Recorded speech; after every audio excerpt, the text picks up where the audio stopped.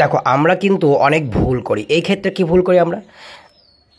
দেখো এখানে -6x = -12 আছে। এই ক্ষেত্রে আমরা একটা ভুল করি, বিশাল মারাত্মক ভুল করি। কি ভুল করি? যে আমরা করি কি, এখানে মাইনাসটা আর এখানে মাইনাসটা কেটে দিই, আর তারপরে 6x = 12, তারপরে 6 দুগুণে 12 হয়ে x = 2 উত্তর হয়ে যায়। এটাই আমরা সাধারণত করেছি, এতদিন ধরে করে আসছি, বা আমাদের টিচাররা আমাদের এরকম শিখিয়ে আসছে।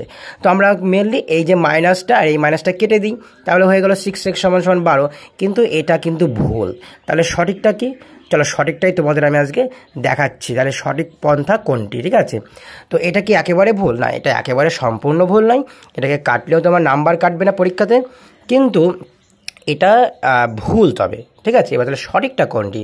তো চলো সঠিকটা দেখা যাচ্ছে। সঠিকটা হচ্ছে আমাদের করতে হবে কি, যে উভয় পক্ষকে, মানে সমানের এদিকে বাঁ পক্ষ, এদিকে হচ্ছে ডান পক্ষ, এই বাম পক্ষ এবং ডান পক্ষ উভয় পক্ষকে আমাদের মাইনাস দিয়ে গুণ করতে হবে। তাহলে মাইনাস দিয়ে গুণ করলে কেমন হবে? যেমন দেখো এখানে করতে হবে কি, আমাকে একটা বা লিখে আমি যদি কী করবো, এখানে যে -6x আছে, -6x লিখবো, সমান সমান এখানে -12 আছে, আমি -12 লিখবো। এবার ব্র্যাকেট দিয়ে ঘিরে দেবো, ঠিক আছে? ব্র্যাকেট দিয়ে ঘিরে দিয়ে উভয় পক্ষকে, মানে এই পক্ষকেও মাইনাস দিয়ে গুণ করব, আবার এই পক্ষকেও আমি কি করব, মাইনাস দিয়ে গুণ করব। তাহলে যখন আমরা মাইনাস দিয়ে উভয় পক্ষকে গুণ করব, তখন উত্তরটা কেমন দাঁড়াবে? আমরা জানি সবসময় মাইনাসের সঙ্গে মাইনাস গুণ করলে কি উত্তর হয়? প্লাস হয়। তাহলে এখানে মাইনাসে মাইনাসে প্লাস হয়ে যাবে। তাহলে 6xটা কি হয়ে গেল? 6xটা হয়ে গেল +6x হয়ে গেল, ঠিক আছে? আর আমরা জানি যে প্রথমে প্লাস লিখলেও চলে, না লিখলেও চলে।